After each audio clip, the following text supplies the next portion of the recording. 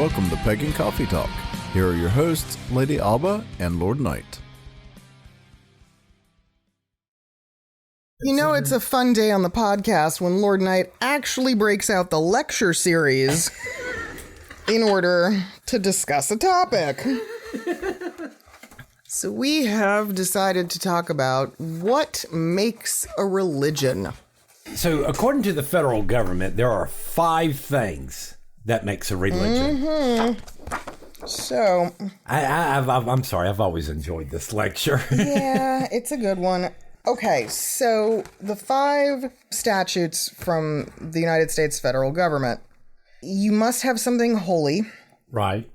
You must have your articles of faith, in a sense, what defines the faith. You have to have beliefs of various kinds. You have to have liturgy. And then you have to have a community. So with those, you have the foundation for religion. Now, again, this is only according to the government, but I mean, I think it's still a good start point. Well, I mean, what we got to ask ourselves is, why in the world did they pick these? Why these 5 things? Why are these more important than anything else? Well, because I think, I mean, when we look at it from a government standpoint, right, they had to define it, because if they didn't, anybody could just be like, I'm a religion. You know, no one would pay taxes. But it is a sound basis, right? I mean, the idea of something being whole. I mean, and here's the thing. A lot of these concepts are intangible. We know this, but we address them anyway, right? So having something that is holy can be anything. It could be a person. It could be a thing. It could be a concept. It could be an idea. It could be a place. I mean, yeah. But there's got to be something that's being venerated. Exactly. Okay. There's something that you believe that there is something more and greater than yourself. Mm-hmm. Absolutely.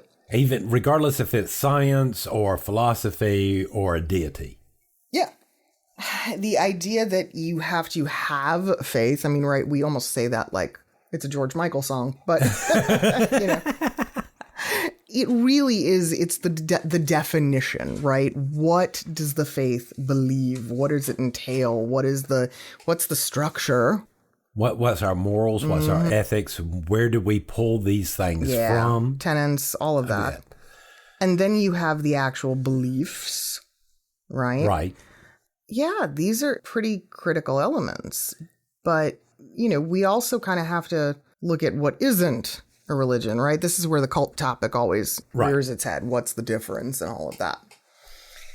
So it's fascinating because I think ancestrally, people did not think of these things that we identify as paganism as a religion.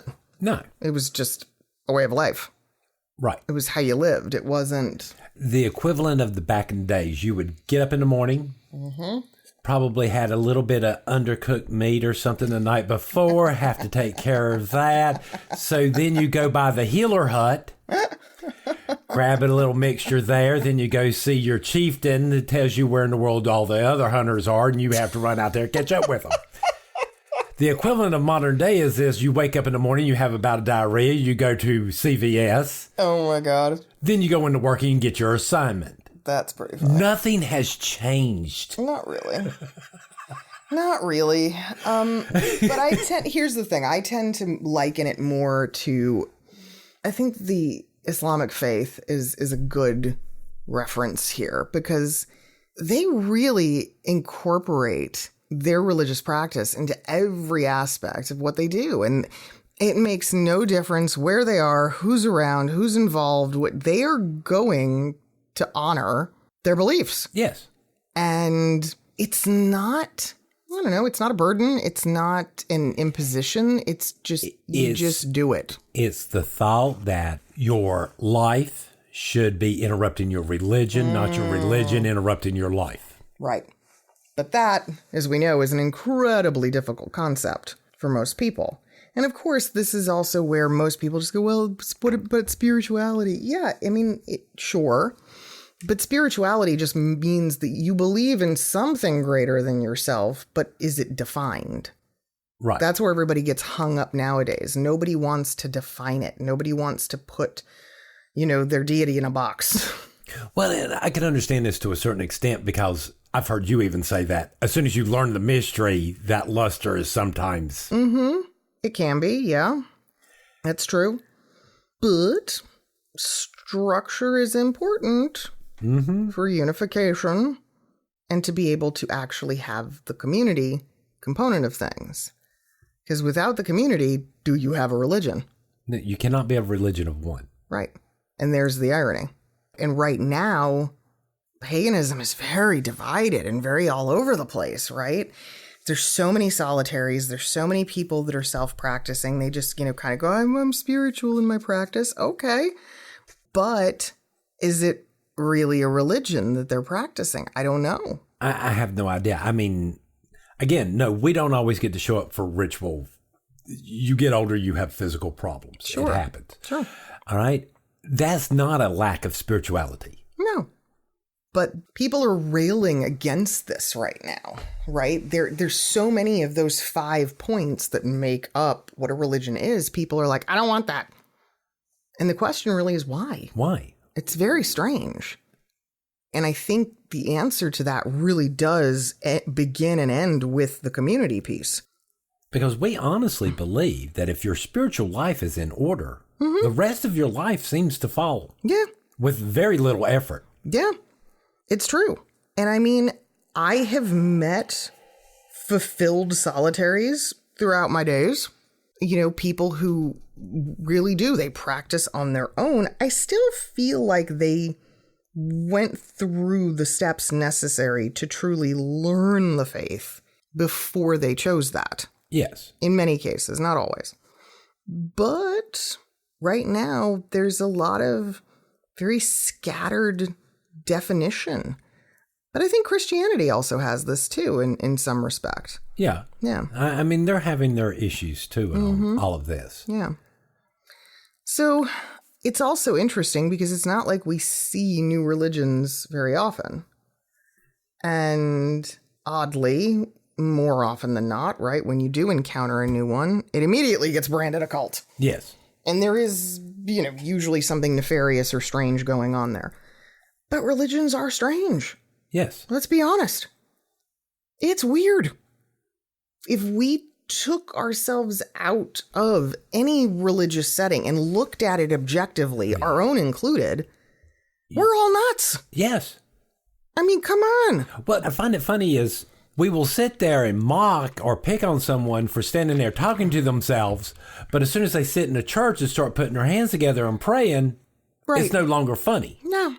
They're exercising their religious rights. And they're just, it is really bizarre though. To me, it's, like the belief component. I'll look at that for a minute. I've had so many conversations with Christians, Catholics mainly in my world, who I don't believe in ghosts. You don't?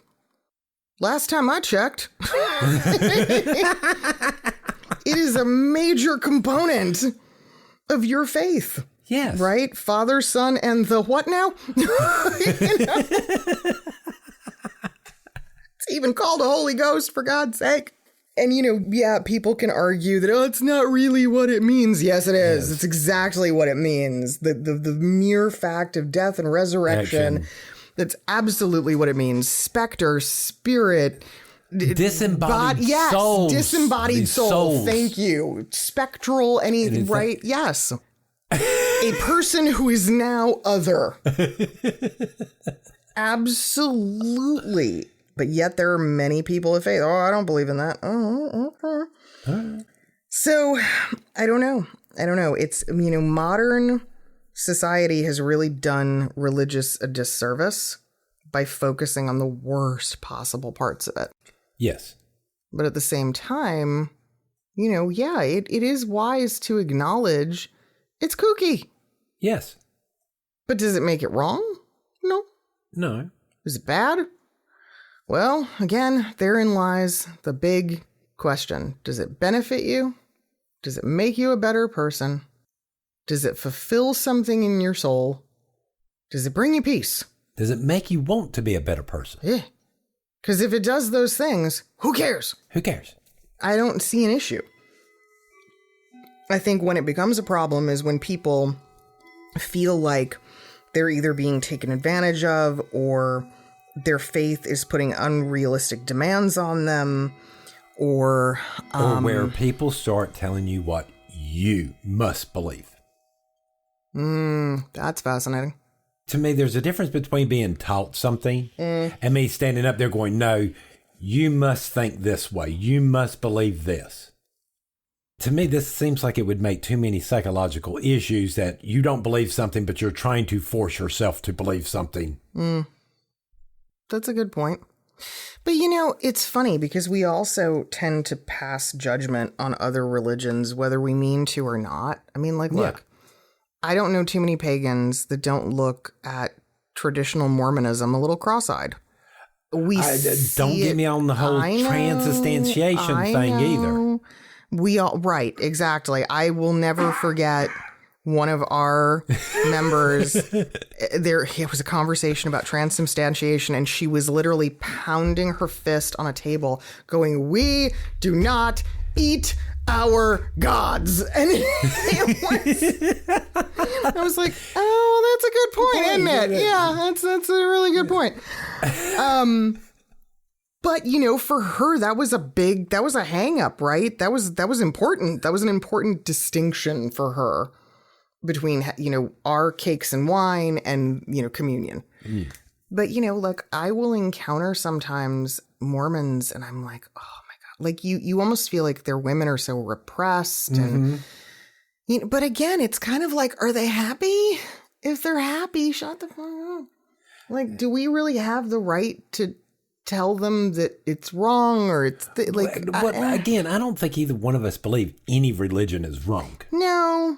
Now, a religion might be wrong for me, but it might not be wrong for someone else.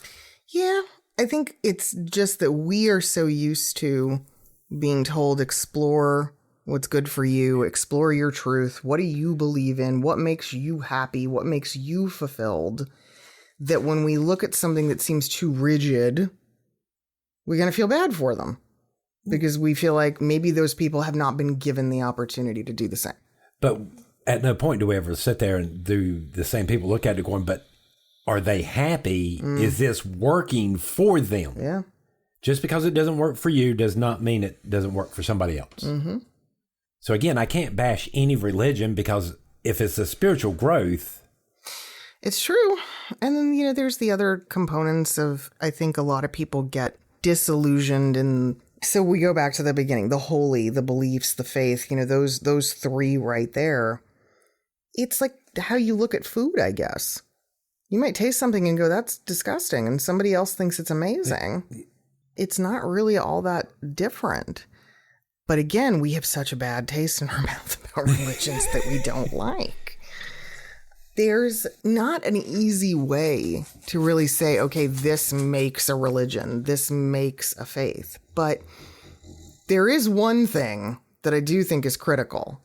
And I hate to say it because it takes all the mystery away, right? It takes all of the spirituality. It's structure. Yes. It's that part that we kind of hate, but we go, oh, that's important. Well, again, when climbing a hill might be rewarding and stuff like that, it's a whole lot easier when there's some steps to help you along the way. Yeah, it's true. But I mean, let's be honest. There are some religions that, you know, if you were to ask their leaders or people that are, you know, whatever, just higher up the chain, I guess. I don't know. You know, to define all of the things that you find holy. Like, how much time do we have? I mean, you've got libraries full of things that some catacombs. Yes, that people believe are holy. That's impressive.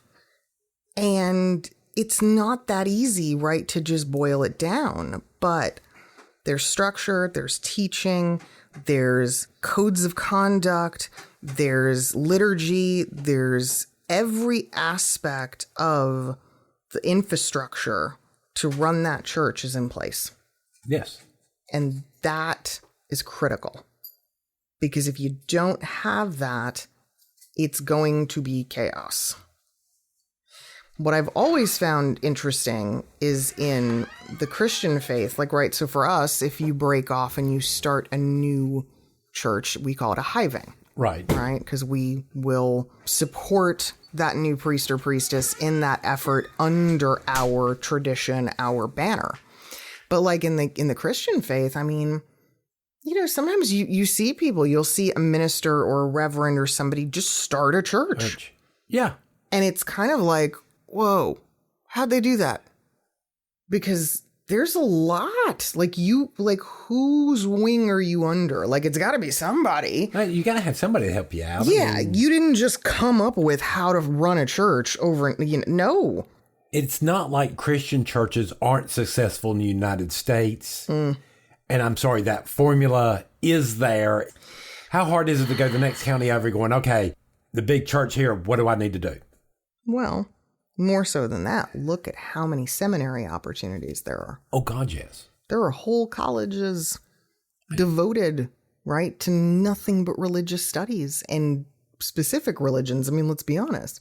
We have one here, literally a stone's throw from all of us, called Belmont Abbey. It is a purely Catholic seminary school. Beautiful. Gorgeous campus. tiny, because I mean, Belmont could be about as far from the diocese as you can get, but little old Belmont, North Carolina. But throughout the world, anyone who has the will and the desire to continue to further, be it Judaic, Christian, Muslim, right, the major faiths, they have plenty of opportunities. Yeah. We don't have that quite the same way. It's a little harder for us. It's a little more challenging to find. To my knowledge, there's no collegiate recognition. I don't think there's I could be wrong, but I mean, I don't think there's a college offering.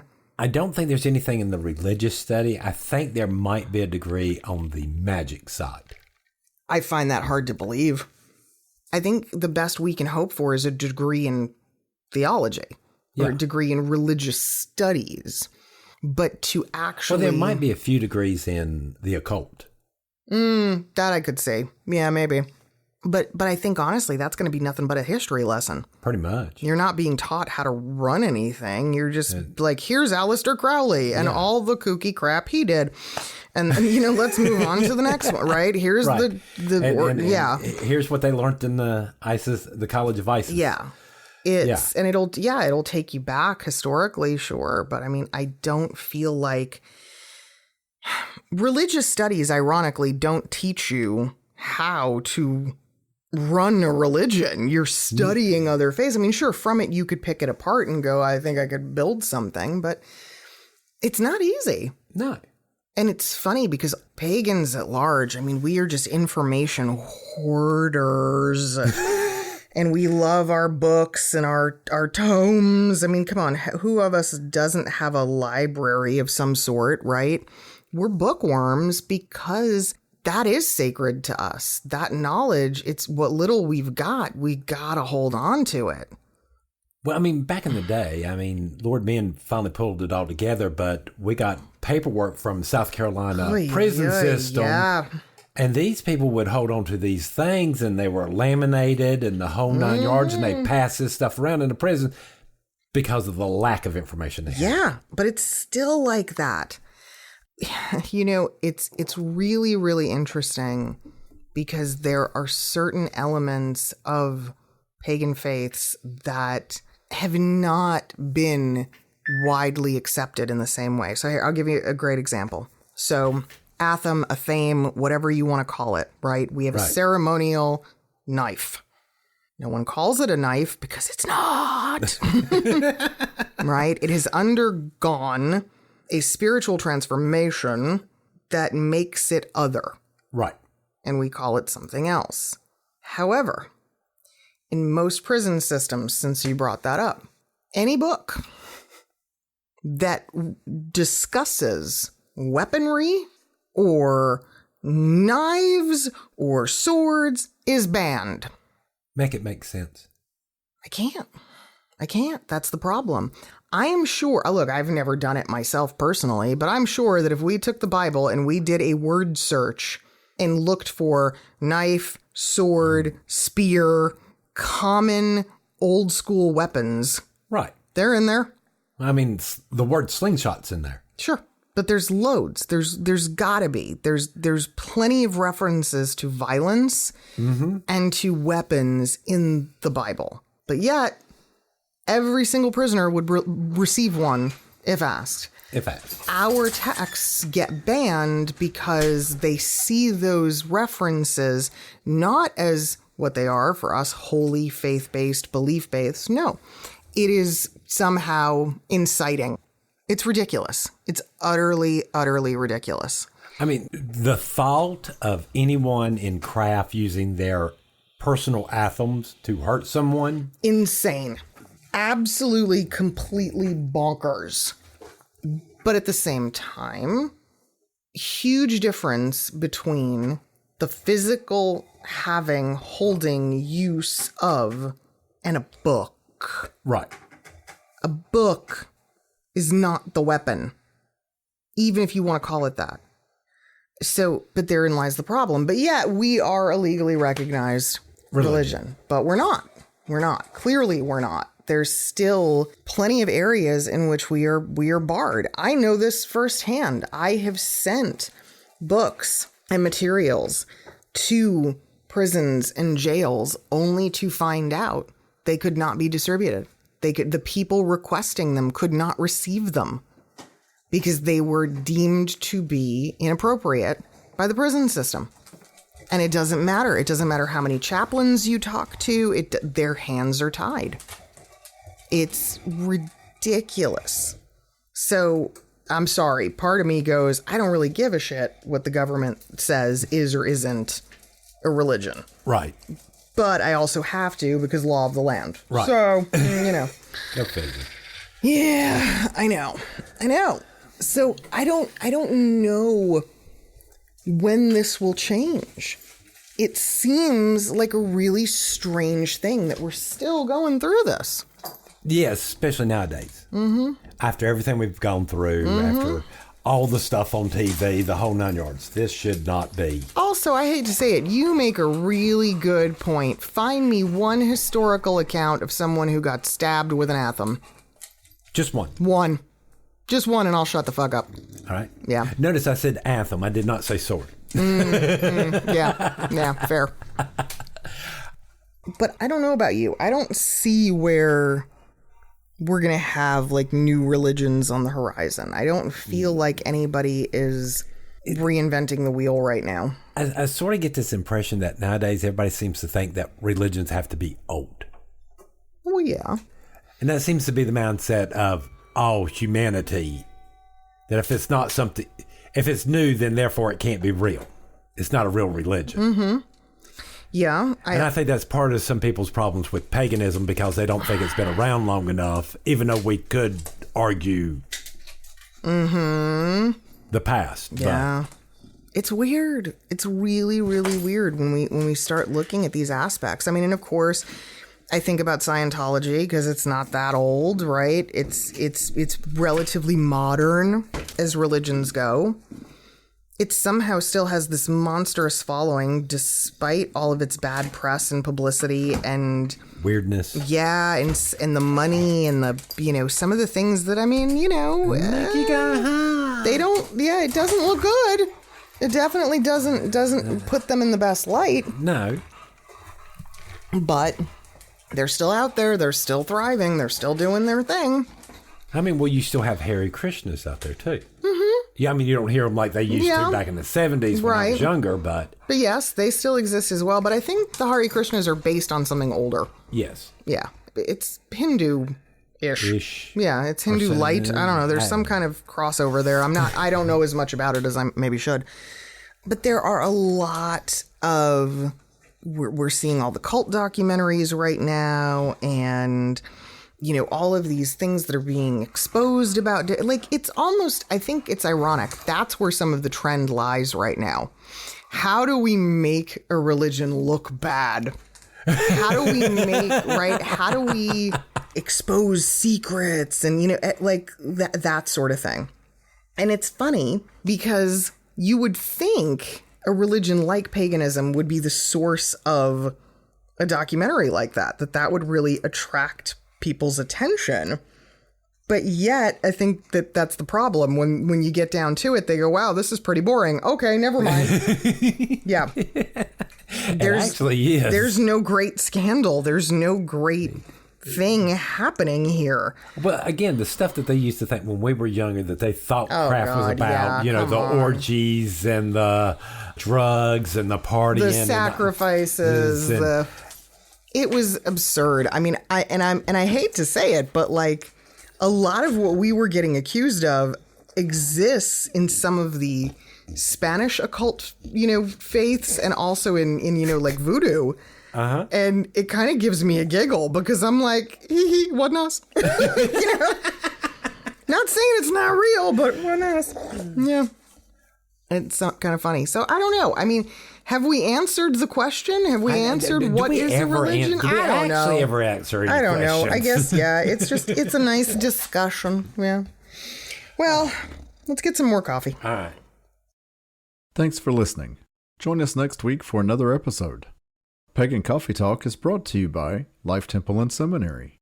Please visit us at lifetempleseminary.org for more information, as well as links to our social media: Facebook, Discord, Twitter, YouTube, and Reddit. We travel down this trodden path, a maze of stone and mire. Just hold my hand as we pass by a sea of blazing pyres. And so it is the end of our days, so walk with me till morning breaks. And so it is the end of our days, so walk with me till morning.